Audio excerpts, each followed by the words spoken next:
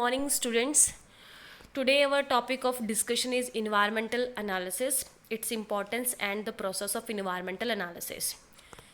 जैसे कि हमने लास्ट चैप्टर में डिस्कस किया था बिजनेस इन्वायरमेंट में कि बहुत सारे इन्वायरमेंट में ऐसे फैक्टर्स होते हैं, इंटरनल फैक्टर्स होते हैं, एक्सटर्नल फैक्टर्स होते हैं जो बिजनेस यूनिट्स को अफेक्ट करते हैं.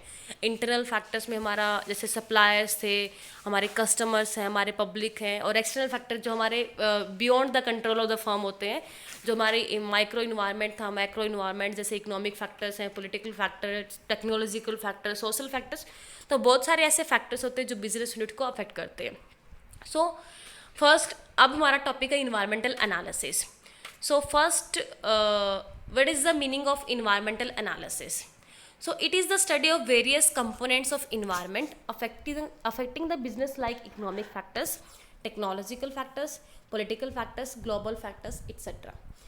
कि बहुत सारे जो कंपोनेंट्स होते हैं इन्वायरमेंट के, बहुत सारे फैक्टर्स होते हैं इन्वायरमेंट के, जैसे कि इकोनॉमिक फैक्टर हमारा होता जो इन्वायरमेंट जो हमारे बिजनेस को अफेक्ट करते हैं, technological factor, natural factor, social factor, socio cultural factors, political factor, global factors. तो जितने भी हमारे वेरियस कंपोनेंट्स होते हैं इन्वायरमेंट के जो हमारे बिजनेस को अफेक्ट करते हैं, उनको स्टडी करना ही इन्वायरमेंटल एनालिसिस कहलाता है. So it is the careful study of various factors of environment that affect our business unit. Environmental analysis में क्या होता है कि इट हेल्प्स टू आइडेंटिफाई कि जो हम जैसे हमने पहले भी बताया था कि कुछ फैक्टर्स होते हैं जो इन्वायरमेंटल कोई भी चेंजेस आते हैं तो हर एक बिजनेस यूनिट को अलग अलग तरीके से प्रभावित करते हैं. हो सकता है कुछ बिजनेस फर्म्स के लिए वो एज अ अपॉर्चुनिटी का काम करे, कुछ बिजनेस फर्म्स के लिए वो एज अ थ्रेट का काम करे. तो इन्वायरमेंटल एनालिसिस क्या करता है? It helps to identify the opportunities, कि वो अपॉर्चुनिटीज़ को आइडेंटिफाई करेगा, वो थ्रेट्स को आइडेंटिफाई करेगा, अपॉर्चुनिटी को आइडेंटिफाई करके वो एक अप्रोप्रिएट प्लान बनाने में हेल्प करता है, अप्रोप्रिएट स्ट्रैटेजी बनाने में हेल्प करता है ताकि हम उन अपॉर्चुनिटीज़ का फ़ायदा उठा पाएँ. अगर वो थ्रेट को आइडेंटिफाई करता है इन केस, तो हम उसके हेल्प से, इन्वायरमेंटल एनालिसिस की हेल्प से we can make plans to turn that threats into advantage, कि हम उन थ्रेट्स को अपनी फर्म के लिए एडवांटेज के अंदर टर्न कर सकते हैं, कन्वर्ट कर सकते हैं with the help of environmental analysis. क्योंकि वो एक अर्ली वार्निंग सिस्टम की तरह काम करता है कि इन्वायरमेंट में अगर गवर्नमेंट की पॉलिसीज़ में कोई चेंज आता है इन केस, तो अगर हम पहले से उसको फोरकास्ट कर लेते हैं, प्रेडिक्शन कर लेते हैं, इनको एनालाइज कर लेते हैं कि वो हमारी जो बिजनेस यूनिट है उसके लिए फेवर में है या फेवर में अनफेवर में रहेगा, तो उसके अकॉर्डिंगली हम can make plans and strategies कि अगर हमारे लिए फेवर में रहेगा तो हम उस पॉलिसी चेंजेस को हम कैसे अपने लिए फ़ायदे में, हम कैसे उसका फ़ायदा उठा सकते हैं. अगर वो हमारे फेवर में नहीं है तो हम उसको कैसे उससे वी कैन एस्केप या फिर we can turn that threat in advantage, कि हम उसके कैसे अपने लिए फ़ायदे में बदल सकते हैं. तो it helps to identify the opportunity and threats. So next is objective of environmental analysis, कि इन्वायरमेंटल एनालिसिस की क्या इंपॉर्टेंस होती है, क्या इसके उद्देश्य होते हैं, ऑब्जेक्टिव होते हैं. We will discuss here. First is to understand the current and probable changes in environment, कि इन्वायरमेंट में जो चेंजेस आते हैं, करंट जो एट प्रेजेंट जो चेंजेस आए हैं या फिर जो इन नियर फ्यूचर जो चेंजेस आ सकते हैं, उनको अंडरस्टैंड करने में हेल्प करता है इन्वायरमेंटल एनालिसिस. कि जो भी चेंज हमारे फैक्टर्स होते हैं इन्वायरमेंट के, जैसे economic environment, technological environment, political environment, जितने भी इन्वायरमेंट फैक्टर हैं, तो उनके अंदर जो भी चेंजेस आए हैं या जो भी आ सकते हैं उसको अंडरस्टैंड करने में, उसको समझने में, एनालाइज करने में हेल्प करता है environmental analysis process. Next is to provide input for decision making, कि हम कोई डिसीजन लेंगे अपनी फर्म के लिए तो उसके लिए हमें इनपुट प्रोवाइड करता है. कैसे कि इन दिस प्रोसेस के हम क्या कहते हैं, we need information for analysing. बहुत सारे जो अल्टरनेट्स होते हैं उसको एनालाइज करने के लिए हमें इन्फॉर्मेशन चाहिए, तो सो दैट कि हम बहुत एक बेस्ट ऑल्टरनेटिव उसको सेलेक्ट कर पाएँ. तो हमें इन्फॉर्मेशन, डिसीजन मेकर जो होते हैं उसको इन्फॉर्मेशन, ये सारी इन्फॉर्मेशन कौन प्रोवाइड करेगा, किसकी हेल्प से प्रोवाइड की जाएगी? एनवायरमेंटल एनालिसिस की हेल्प से. ठीक है, कि डिसीजन मेकिंग, अगर हम बिजनेस फर्म के अंदर डिसीजन मेकिंग क्या होता है कि कोई ऐसा ऑल्टरनेटिव, बहुत सारे पास बहुत सारे ऑल्टरनेटिव अवेलेबल है, तो उस अवेलेबल ऑल्टरनेटिव में से कोई बेस्ट ऑल्टरनेटिव को सिलेक्ट करना. तो वो सारा हम उसमें से हेल्प करने में, डिसीजन मेकिंग करने में हेल्प करेगा इन्वायरमेंटल एनालिसिस प्रोसेस, ठीक है, क्योंकि उसमें से रिलेटेड जितने भी इन्फॉर्मेशन होगी वो प्रोवाइड करेगा।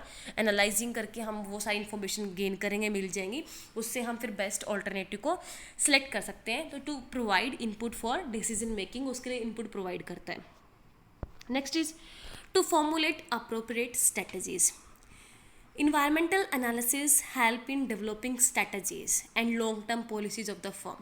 किससे? By analyzing opportunities, by analyzing threats to the business, ठीक है, कि opportunities को, threats को analyze करके environmental analysis किस में help करता है कि strategies बनाने में, long term policy बनाने में firm के लिए, ठीक है।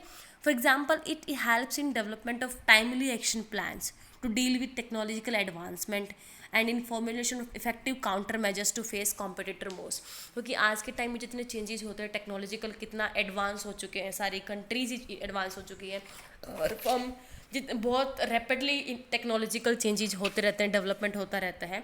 तो उस केस में टेक्नोलॉजिकल चेंजेस होते हैं, जब एडवांसमेंट होते हैं, तो उसके हिसाब से हम क्या, हमें टाइमली कोई नया हमारे बिजनेस यूनिट्स के लिए कुछ प्लान फॉर्मुलेट करने होंगे, कुछ एक्शंस लेने होंगे, सो दैट कि हमारे जो कॉम्पिटिटर्स हैं उसके मूव्स को हम, जो भी उसके एक्शंस होते हैं उनको काउंटर कर सकें, उनकी टेक्नोलॉजी जो प्लान्स हैं उसके हिसाब से उनके एक्शंस को हम काउंटर कर पाए। तो अप्रोप्रिएट स्ट्रेटजीज को फॉर्मुलेट करने में हेल्प करता है environmental analysis. Next is to ensure optimum utilisation of resources. First, कोई भी बिजनेस फर्म है उसकी सक्सेस लाई करती है कि इसके अंदर की जो भी कंपनी की रिसोर्सेज हैं उसको वो इफेक्टिवली यूटिलाइज कर पाए, ऑप्टिमली यूटिलाइज कर पाए।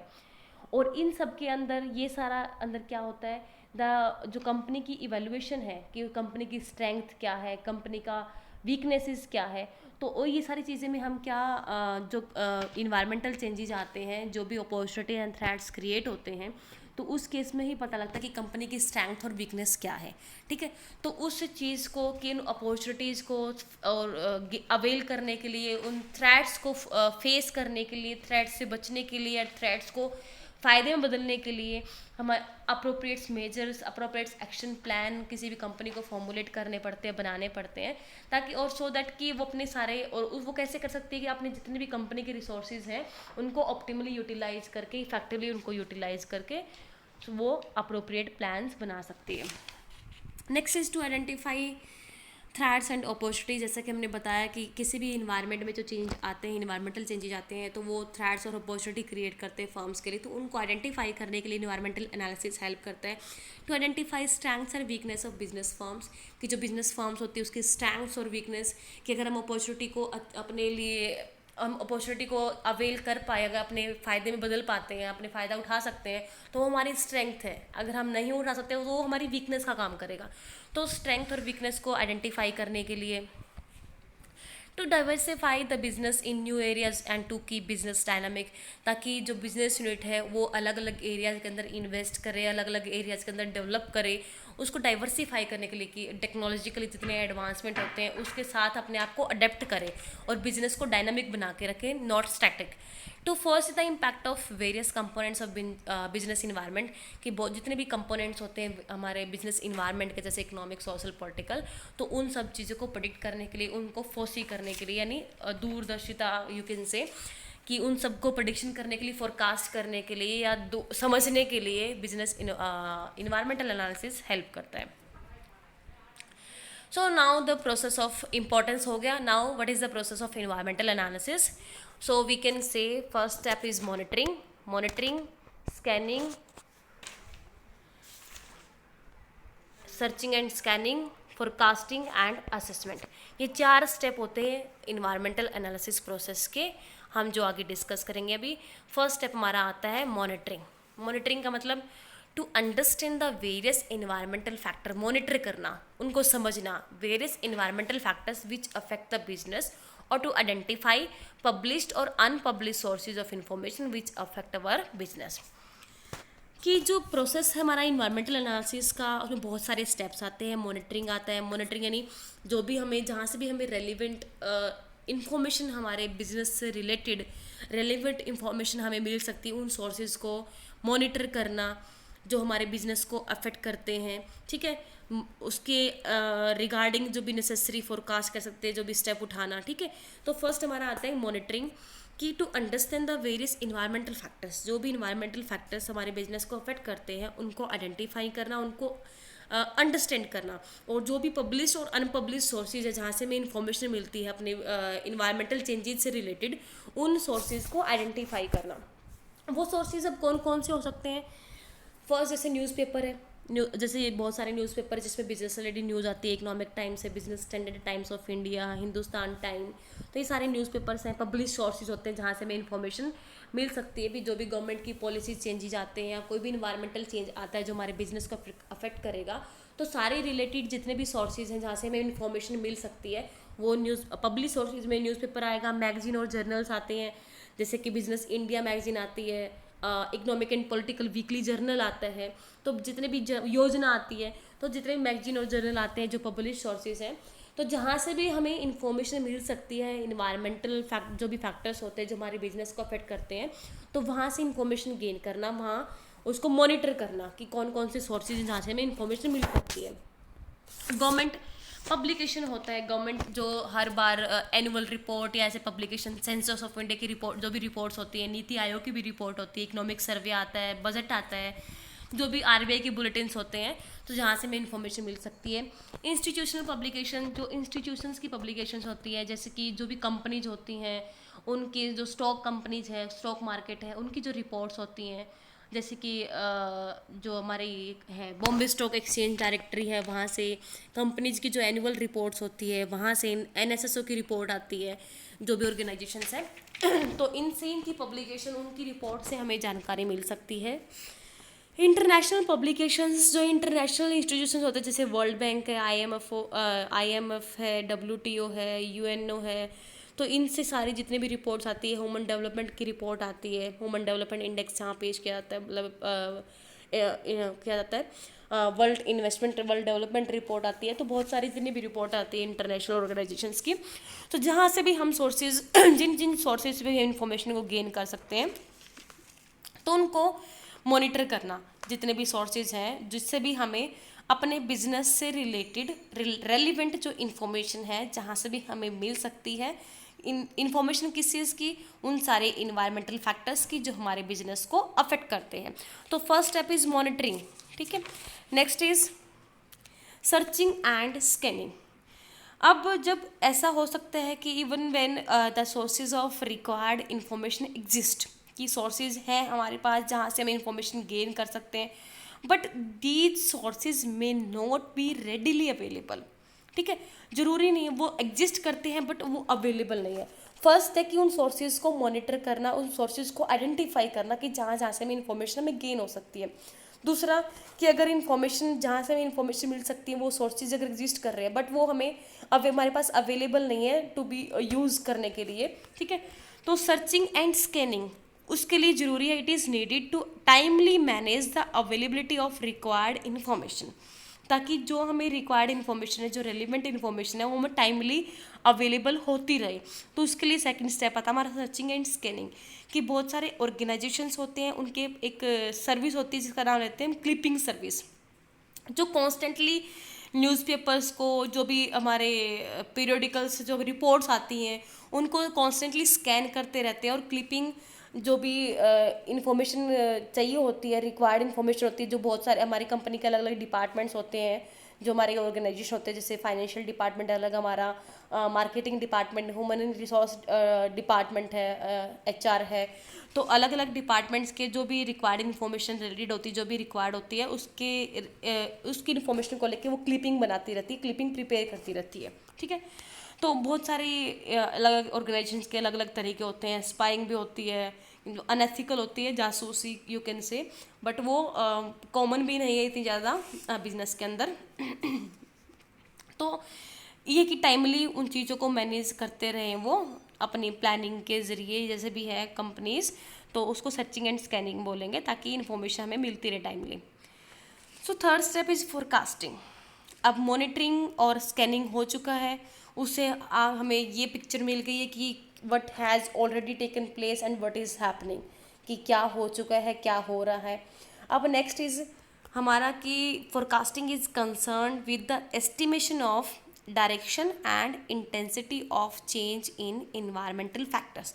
हम फोरकास्ट कर रहे हैं, यू कैन से कि हम एक प्रिडिक्शन कर रहे हैं कि जो हमारा इन्वायरमेंटल फैक्टर्स में जो चेंजेस आए हैं उनकी डायरेक्शन क्या होगी। डायरेक्शन मतलब वो हमारे फेवर में होंगे या अनफेवर में होंगे, और उनकी इंटेंसिटी क्या होगी, किस डिग्री तक, किस एक्सटेंट तक वो हमारे बिजनेस को अफेक्ट करेंगे।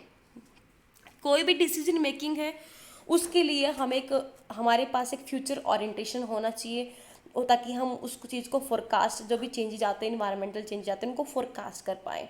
सो forecasting is an essential element in environmental analysis.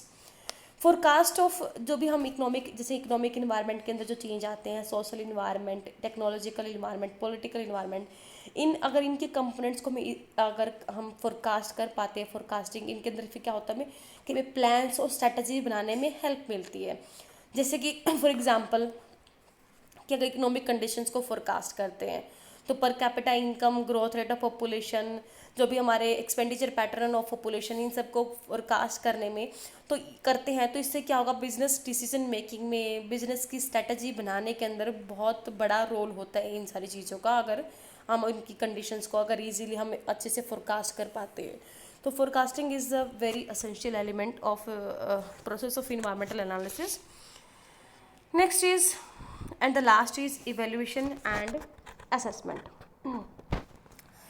Evaluation is to identify and evaluate as to how these environmental changes will affect our business, so that appropriate counter strategies can be made well in time.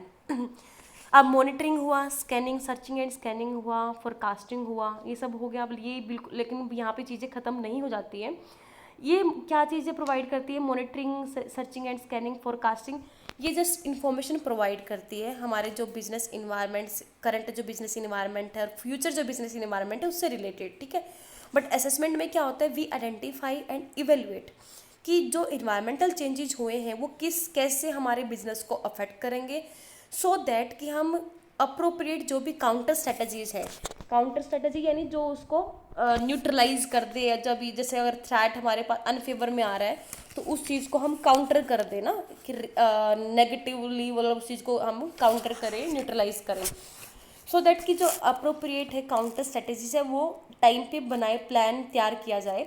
तो assessment provides us answer to the key issues कि जो environment और उसके business के ऊपर जो भी impact होता है, जो भी प्रभाव होते हैं, उससे रिलेटेड सारा हमारा इश्यूज़ का सारा हमारा असेसमेंट के अंदर इंक्लूड होता है। तो ये हमारे 4 स्टेप थे। मॉनिटरिंग था कि सोर्सेज, इन्फॉर्मेशन के जो सोर्सेज है उसको आइडेंटिफाई करना कि कहाँ कहाँ से इन्फॉर्मेशन हमें गेन हो सकती है।